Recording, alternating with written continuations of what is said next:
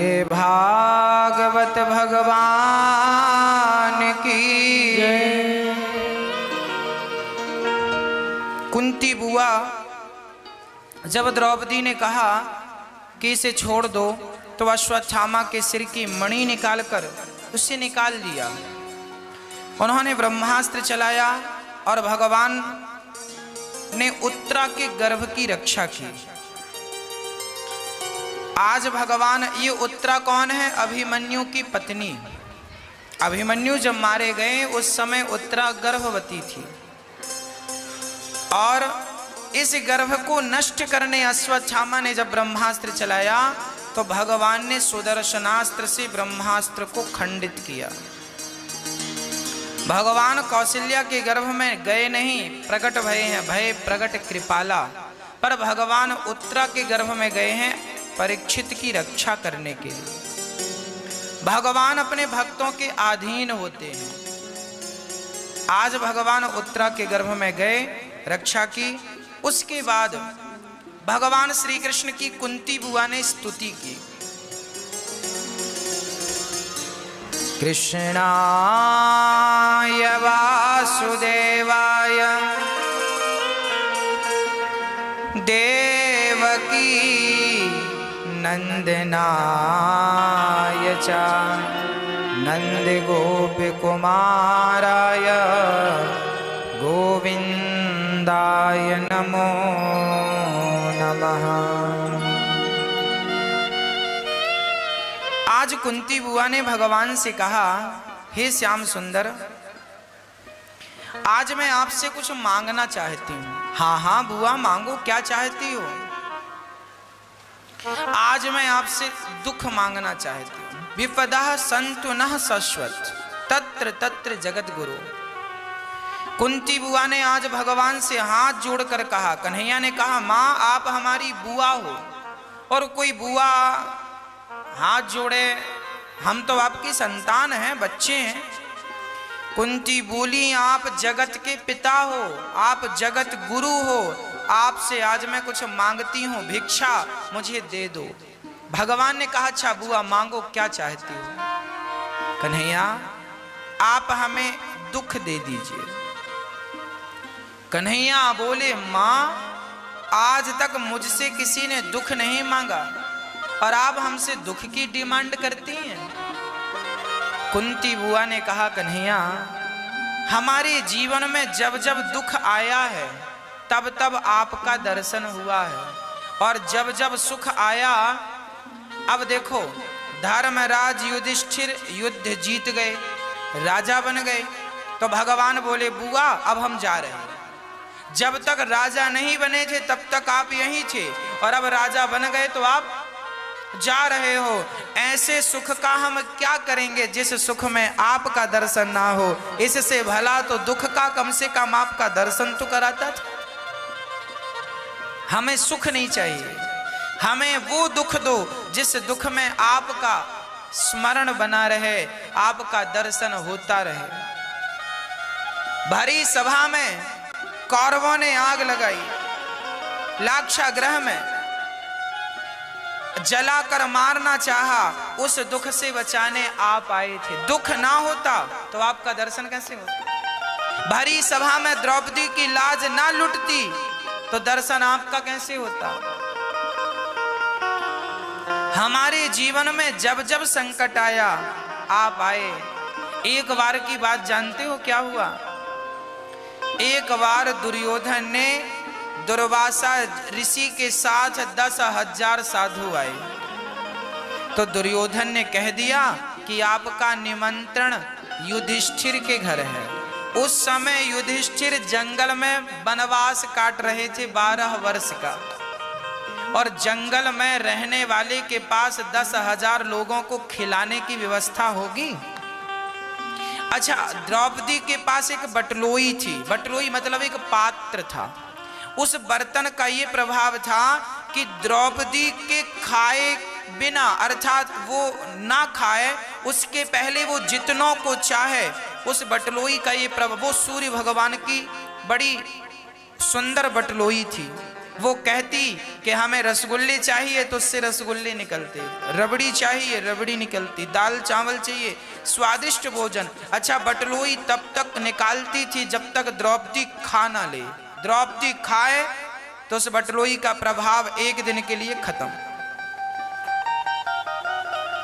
अच्छा, पांचों पांडव खा चुके थे, लगभग 1 बज रहा था दोपहर का, और सबने खा लिया।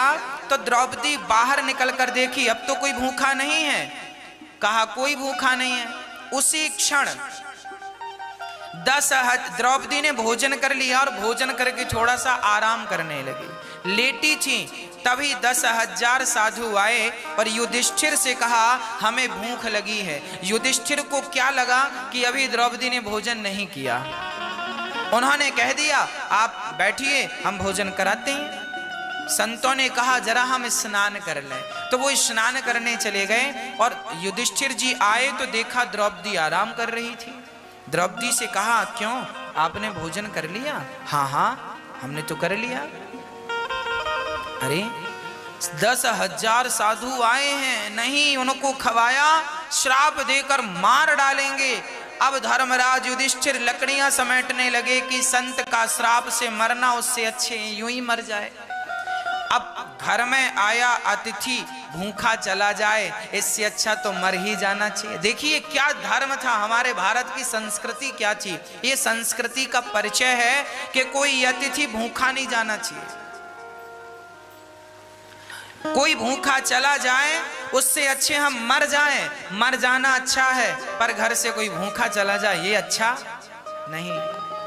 लकड़ियां समेटने लगे। अर्जुन भी बोले अब जी कर संत श्राप देकर। दुर्वासा जी बड़े क्रोधी महात्मा थे, सब मरने की तैयारी करने लगे, चिताएं बनाने लगे। अब संत का जो नहा के आएंगे कहेंगे खाना दो, नहीं है मार डालेंगे, और भूखा ब्राह्मण शेर समान। अब द्रौपदी ने देखा मेरे 5 पति मरने लग गए। तब द्रौपदी ने दोनों हाथ उठाकर कहा हे द्वारिकाधीश, आपने तब वस्त्र बढ़ाकर मेरी रक्षा की थी, आज भोजन बनाकर भोजन देकर मेरी रक्षा कीजिए नाथ। जब द्रौपदी ने दोनों हाथ उठाकर कृष्ण को पुकारा, श्याम सुंदर कहाँ हो, आओ, और अपनी बहन की लाज तब बचाई थी, आज भी लाज बचाओ। और जब पुकारा तो भगवान वहां से आते हुए नजर आए। अरे द्वारिकाधीश आप आए? हाँ हाँ हमारी बहना पुकारे और हम ना आए। भगवान बोले द्रौपदी बड़ी भूख लगी है, कुछ भोजन कराओ। द्रौपदी बोली 10,000 तो थे, 10,000 एक हो गए। आपको खिलाने की ताकत होती तो हम उन्हें ही खिला चुके होते, आपको कष्ट क्यों देते? प्रभु आप कृपा करो, हमें तो लगा आप भोजन लेके आएंगे। भगवान ने कहा द्रौपदी ये बताओ तुम्हारी बटलोई कहाँ है? वो मैंने खाकर धुल दी। कहाँ रखी है? तो उल्टी बटलोई धुलकर लोग बर्तन उल्टा रखते हैं, तो औंधा की रखा था। भगवान ने उसे पकड़ा और ध्यान से देखा तो पालक का एक साग का पत्ता लगा था। भगवान ने कहा द्रौपदी आपने ठीक से धुला नहीं है, देखो एक पत्ता छोड़ दिया है। ना प्रभु मैंने बर्तन बढ़िया से धुला था। अच्छा उसने तो धुला बढ़िया था, भगवान ने ही अब एक पत्ता प्रकट कर दिया। भगवान तो सर्व सामर्थ्य है, प्रकट किया और पत्ता उठाया और भगवान ने उस पत्ते को अपनी जिह्वा पे रखा और कहा कि आज मैं इससे तृप्त हो जाऊं और मेरे तृप्त होते ही जीव मात्र तृप्त हो जाए। ये कहा तो चींटी से लेकर हाथी तक सबका पेट अपने आप भर गया। 10,000 साधु नदी में स्नान कर रहे थे, अपने आप श्रीखंड की डकार आने लग गई, अपने आप गुलाब जामुन की डकार आने लग गई, अपने आप पराठे की डकार आने लग गई, अपने आप बढ़िया देसी घी की पूड़ियों की डकार आने लग गई। संतों ने कहा क्यों, ये हमें बस हो रहा है कि तुम्हें भी हो रहा? दूसरों ने कहा सुनो पता नहीं क्या हुआ, पेट भर गया, बिना खाए सबका पेट भरा। महात्माओं को लगा अब नहीं खाए तो भीम मारेगा, बनवा के फेंकवाते हो भोजन, खाओ। अब महात्मा बोले एक काम करो, नदी के किनारे किनारे भागो। सारे महात्मा पैदल वहीं से भागने। तब भगवान बोले जाओ भीम संतों को बुला कर लाओ। तब दौड़े भीम भैया गए। अब संत और भागे। भीम बोले रुको रुको, संतों ने कहा ये बुलाने आया है, भोजन तैयार होगा, नहीं खाएंगे, पेट भरा कैसे खाएं। अब संत भाग रहे हैं, भीम भैया दौड़ कर आगे खड़े हो गए। क्या हुआ भगवान, आप भाग रहे हैं, क्या बताएं। भीम हमारा पेट भर गया, अब हमसे भोजन किया नहीं जाएगा, हमारे प्राण छोड़ दो, हमें जाने दो, आज हम भोजन फिर कभी आएंगे। भीम भैया बोले ठीक है, अच्छा जाओ। सारे वहीं की वहीं निकल गए और द्रौपदी को भगवान ने इस दूसरे संकट से बचाया। जब जब दुख आया तब तब उस दुख में परमात्मा का दर्शन हुआ। यही जीवन है, याद रखना, दुख भी सफल हो जाता है। कहते हैं ना, जब समय अच्छा होता है तो मिट्टी के भी दाम सोने की तरह होते हैं, और समय बिगड़ जाए तो सोना भी माटी मोल बिक जाता है। इसका अर्थ ये है कि आप अपने हर समय का सदुपयोग कीजिए। जब विपत्ति हो तो रोइए मत कि हम बड़े दुखी हैं, बड़े परेशान हैं। उस विपत्ति के समय में भगवान का चिंतन एकाग्र चित्त से कीजिए। समय सुधरते, समय बनते देर नहीं लगेगी। कहते हैं दिन बदलते देर नहीं लगती, बस एक बार आपकी नीति और नियत सही हो, बस नियत अच्छी हो और नीति अच्छी हो। भगवान ने द्रौपदी का कष्ट दूर किया। कुंती बुआ कहती हैं कन्हैया, जब कोई नहीं आया तब आप आए, और आपने हर पल हर क्षण हमारी रक्षा की। सुख क्या है, आज हम आपसे पूछेंगे सुख क्या है और दुख क्या है, आपको बताना है। इसका उत्तर मैंने 50 बार आपको कथा के माध्यम से दिया है। आज आप बताओ सुख क्या है, सबसे बड़ा सुख क्या है, बोलो। हाँ,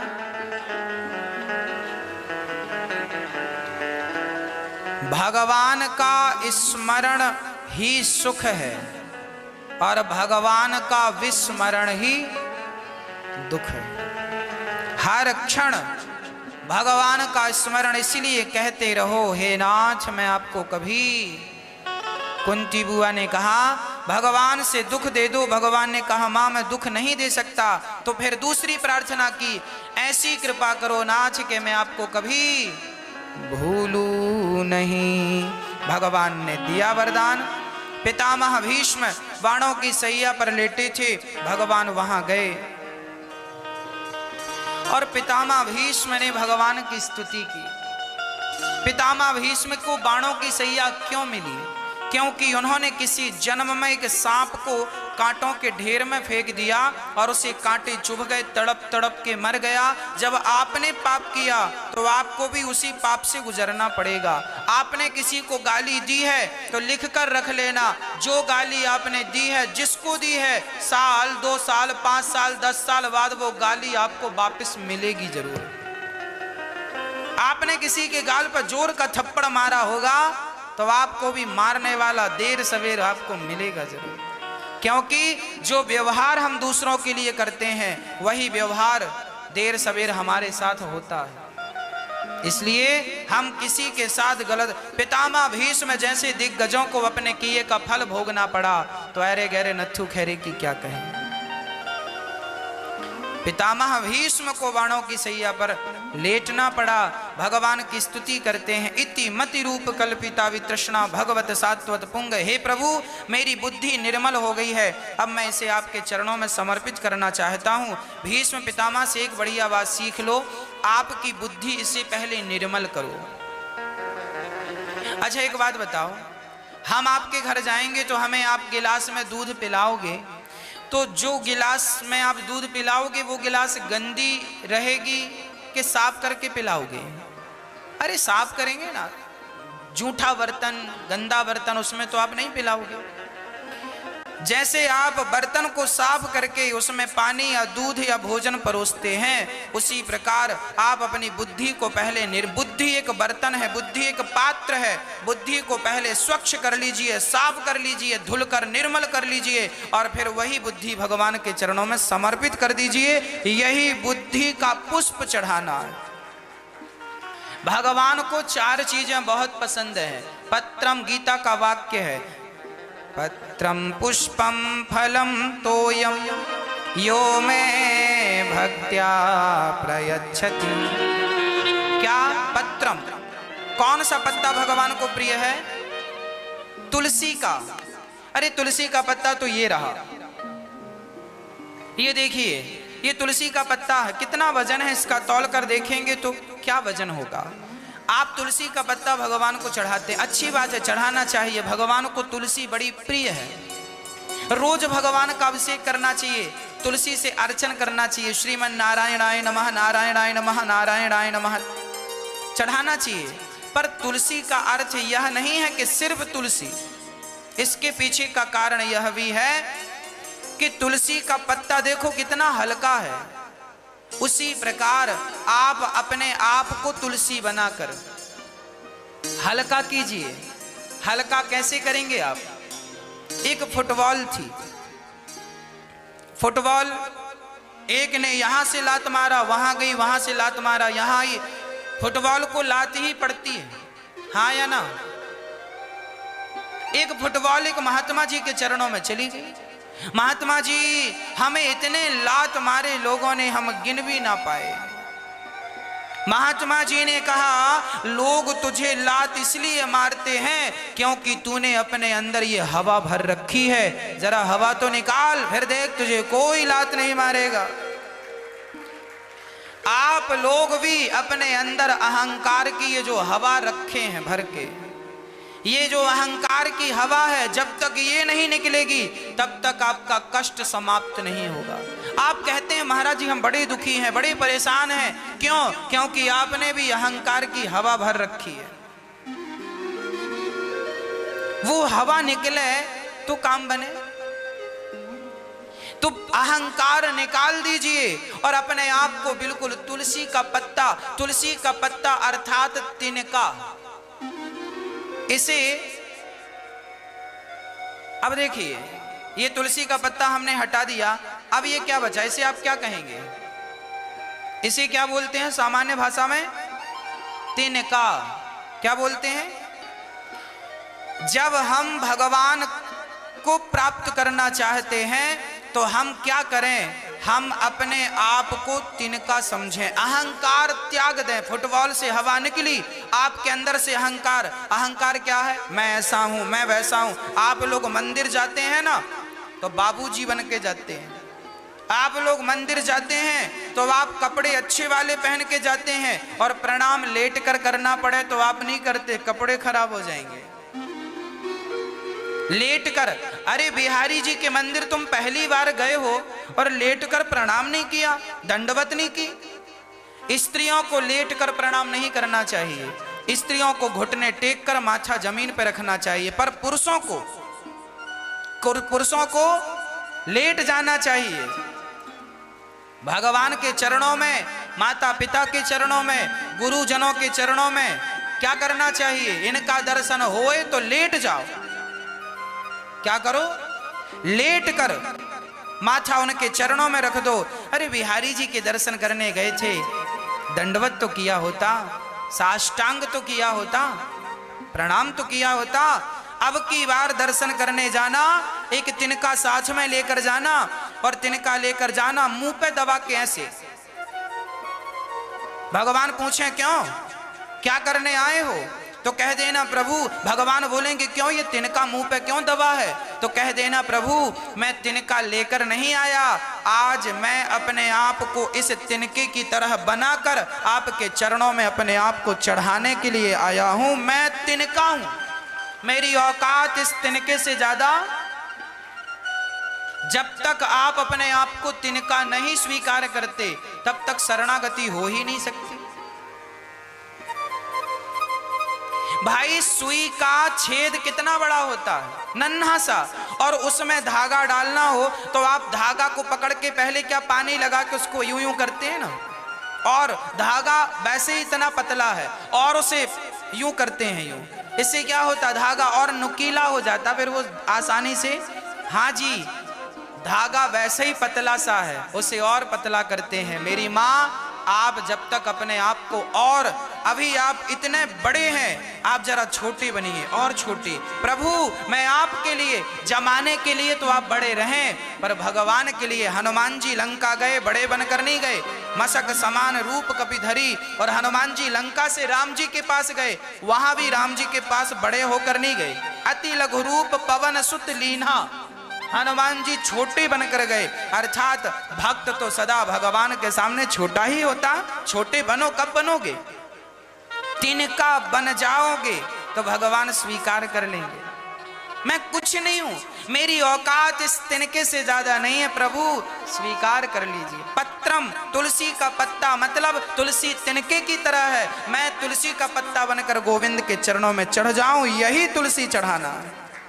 पत्रम, पुष्पम, भीष्म पितामह ने भगवान को क्या चढ़ाया, पुष्प। कौन सा पुष्प, अपनी मति इति मति रूप कल्पिता वितृष्णा, अपनी बुद्धि को पुष्प बनाकर निर्मल करके उन्होंने भगवान के चरणों में क्या चढ़ाया, पुष्प चढ़ाया। कौन सा, बुद्धि का पुष्प। और हम लोग क्या चढ़ाते हैं, ये फूल चढ़ा दिया। इसकी हालत देखो जरा, ये बेचारा कैसा हो गया, देखो सवेरे खिला था, हंस रहा था, अभी क्या हुआ तुम्हें, रो रहे हो, अकड़ गया बेचारा, ये किनारी इसकी जल गई गर्मी से। शाम अभी थोड़ा और हो, अभी अभी अभी रो रहे हो, अभी और रोगे जोर जोर से, देखो हालत।